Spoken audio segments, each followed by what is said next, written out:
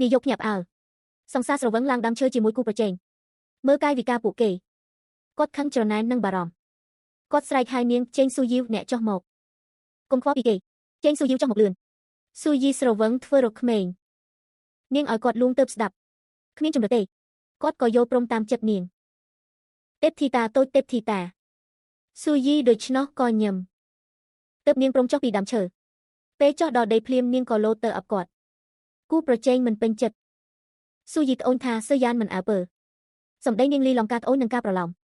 ឲ្យថៅកែចងចាំនៅអ្វីដែលនាងធ្វើស៊ូយីខំគេខ្លាំងសឺយ៉ានទ្រាំឈឺរួចរុញនាងចេញគាត់ងាកក្រោកអ៊ីយ៉ាងហើយបង្ហាញចំហស៊ូយីចង់បានខ្ញុំនឹងឲ្យនាងទាំងអស់នាងចង់បានតែពីខ្ញុំនិយាយចប់គាត់បីស៊ូយីចេញទៅតាក់នាងចូលឡានរួចគាត់យកអាវដណ្ដប់ឲ្យនាងក្នុងឡាននាងស៊ូយីលក់ខ្លួនទាំងស្រវឹងខ្សឹបហើយឈ្មោះសឺយ៉ានរៀបរាប់ពីការនឹករលឹកសឺយ៉ានខ្ញុំមិនឲ្យអ្នកទៅណាទេសឺយ៉ានរំភើបខ្លាំងណាស់នាងនៅតែសង្ស័យពីគេទប់មិនបានលុបវិឆាតគេចេញពីបញ្ជីខ្មៅវាសនាចូលចិត្តលេងសើចស្អែកពេលនាងភ្ញាក់នាងភ្លេចរឿងយប់មិញអស់ភ្លេចរឿងសឺយ៉ានជូនមកផ្ទះអ៊ីយ៉ាងមិនបោះបង់ការតាមស្រឡាញ់គេផ្ញើកាដូនិងស្គីបតព្រមទាំងអញ្ជើញនាងដើរលេងនាងចង់បដិសេធនឹងជូនអំណោយវិញតែនាងចង់ដឹងរឿងពេលស្រវឹងនាងសាកលេងស្គីបតតាមអ៊ីយ៉ាងនាងដឹងរឿងខ្លះពីអ៊ីយ៉ាងនាងជេរអ៊ីយ៉ាងជូនដល់ផ្ទះនាងពិបាកចិត្តខ្លាំង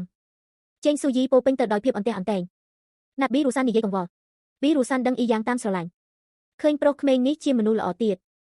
ខ្ញុំមិនអាចបាក់ចិត្តតែម្នាក់ឯងទេដឹងអ៊ីយ៉ាងតាមស្រឡាញ់ស៊ូយីមិនដាច់គាត់ក៏មានអារម្មណ៍មិនសុខចិត្តដូចគ្នាក៏នាំមកទៅផឹកនៅបារជាធម្មតាគាត់គំរផឹកណាស់តែពេលនេះគាត់ផឹកជាប់គ្នាផឹកមួយកែវហើយមួយកែវមិនឈប់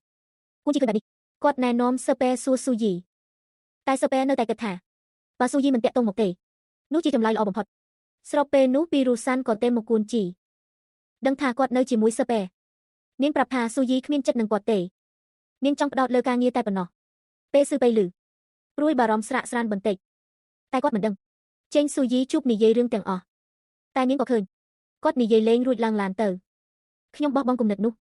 ដើម្បីសម្រួលការងារដើម្បីបញ្ចប់ទំនាក់ទំនងអ្នកទាំងពីរ